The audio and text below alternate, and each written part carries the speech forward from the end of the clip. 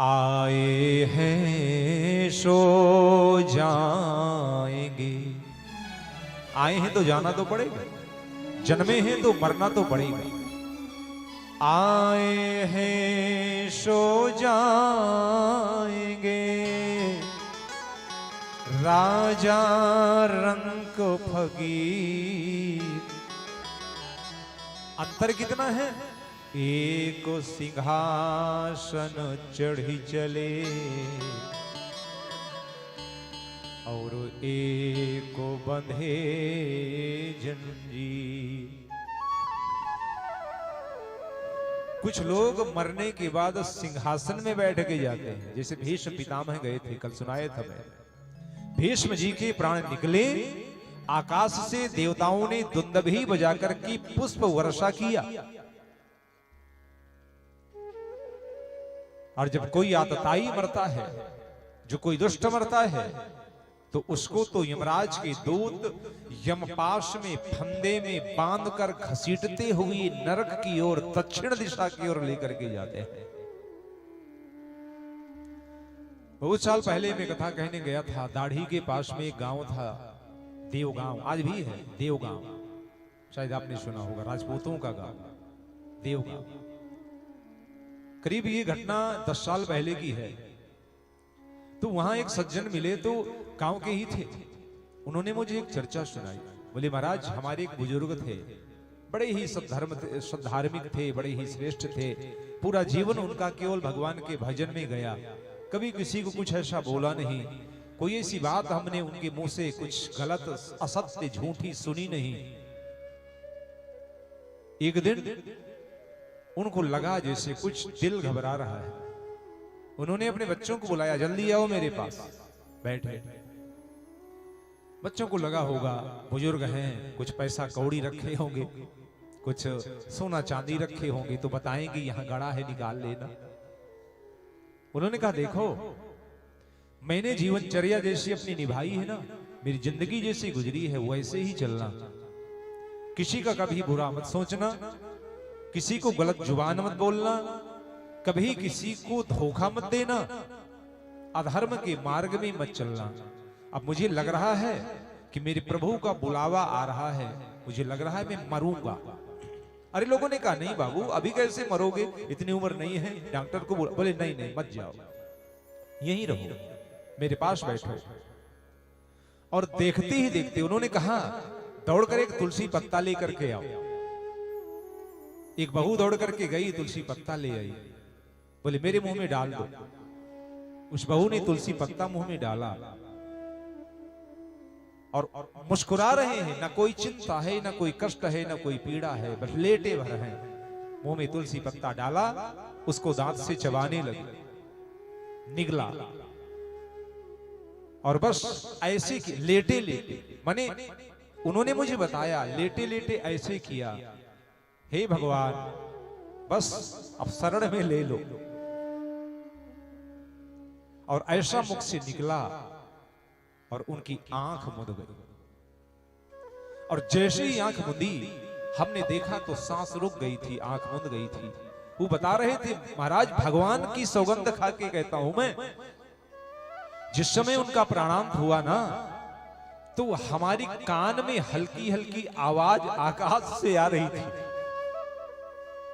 ऐसा लग रहा था जैसे बाजे बज रहे हो, धुंद भी बज रही हो। ऐसा लगा जैसे देवता भी प्रसन्न होकर के हमारे उस बुजुर्ग को अपने साथ लेकर के जा रहे हो। मैंने कान से सुना था, वो बुजुर्ग बताया। होते हैं ऐसे लोग जो जाने के समय भगवान का ध्यान करते हैं, तो भगवान उनको गाजे बाजे के साथ में लेकर के जाते हैं। एक सिंहासन चढ़ी चले और एक बंधे जंजीर। कुछ जगड़ करके घसीट कर ले जाए जाते हैं और कुछ लोग विमान में बैठ करके भगवान के धाम को जाते हैं। जिन्होंने जीवन में सत्कर्म किया है, सद आचरण किया है, सदव्यवहार किया है, सत्य का वचन निभाया है, ऐसे लोग फिर भगवान के प्यारे होते हैं जी। और केवल भगवान के नहीं, वो दुनिया के भी प्यारे होते हैं। जब उनकी मृत्यु होती है तो दुनिया के लोग भी उनके नाम पे रोते हैं। भाई परिवार को तो रोना ही पड़ेगा। परिवार का बुजुर्ग मरा है, परिवार वालों को तो डर है अगर रोएंगे नहीं तो मोहल्ला वाले क्या कहेंगे। बड़े पत्थर दिल है, रोए तक नहीं। उनको तो मजबूरी में रोना पड़ेगा, झूठ मूठ कर रोना पड़ेगा। पता चला बिक्से लगा के रो रहे हैं। ये भी होता है जी। बंबई गया था कथा में, वहां पर एक जन ने बताया, बोले महाराज क्या बताएं, परिवार वालों को इतना टाइम तो है नहीं कि रोएंगे बैठ करके। आजकल की बहुएं वैसे भी नहीं रोती अपने बूढ़ों के मरने में। तो वहां एक बहुत बड़ा बिजनेस चलता है। काहे का मैंने पूछा, बोली महाराज किसी के मरने में रोने का बिजनेस। मेरी समझ में नहीं आया रोने का बिजनेस क्या होता है। बोले मंडली होती है महाराज, टीम की टीम, जैसे कीर्तन मंडली, भजन मंडली, रामायण मंडली, मेरी ये मंडली, इस तरह की मंडली होती है। 8 जन 10 जन लेडीज या जेंट्स, उनको किसी के मरने में बुलाया जाता है। खबर रोएबा रोएबा रोने के लिए बुलाए, सच्ची में। बंबई में पूछना कोई अगर आपका रहता है, रोने के लिए टीम बुलाई जाती। कितनी पूछेंगे कितनी देर रोना है, बोले 2 घंटा। कितना पैसा लोगे, बोले 20,000। बोले 1 घंटा रोना है तो बोले 10,000। बोले आधा घंटा रोना है तो बोले 5,000। हे भगवान, रोने का पैसा। परिवार वाले तो रोते ही हैं, पर जिसकी मृत्यु के बाद पड़ोस रोए, गांव रोए, बस्ती रोए, क्षेत्र रोए, जो सुने वही रोए, समझ लो वो आदमी स्वर्ग गया है।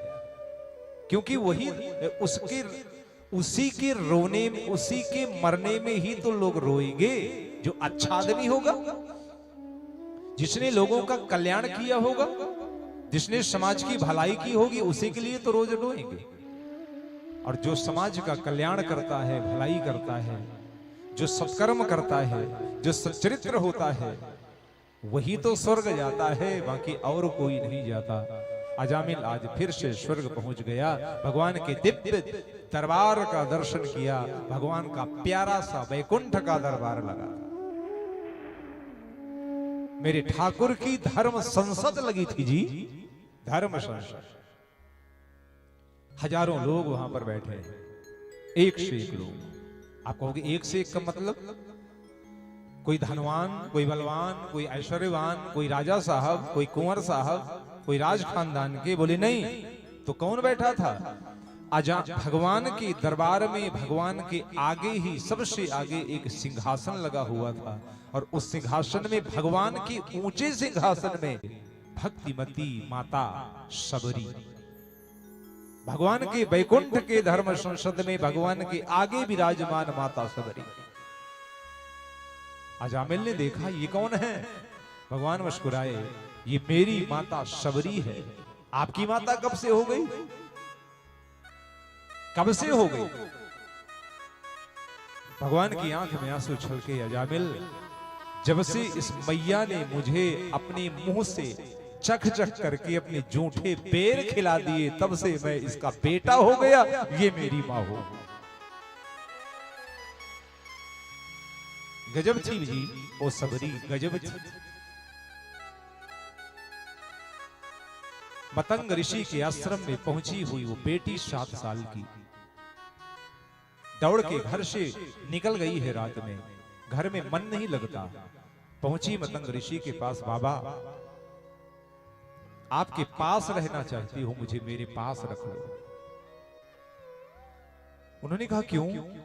बोले मेरा मन नहीं लगता संसार में। ऋषि ने कहा ठीक है, रह जा तू, चल मैं तुझे दीक्षा देता हूं। और उस बेटी सबरी को मतंग ऋषि ने दीक्षा दी,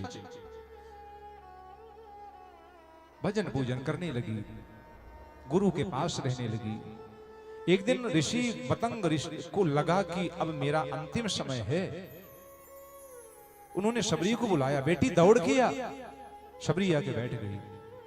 सबरी का हाथ पकड़ा मतंग ऋषि ने, सबरी मुझे लगता है मुझे मेरे प्रभु के पास जाना पड़ेगा, मेरी मृत्यु मेरे सामने आ गई। और सबरी ने सुना तो रो पड़ी। आपके चरणों में मैंने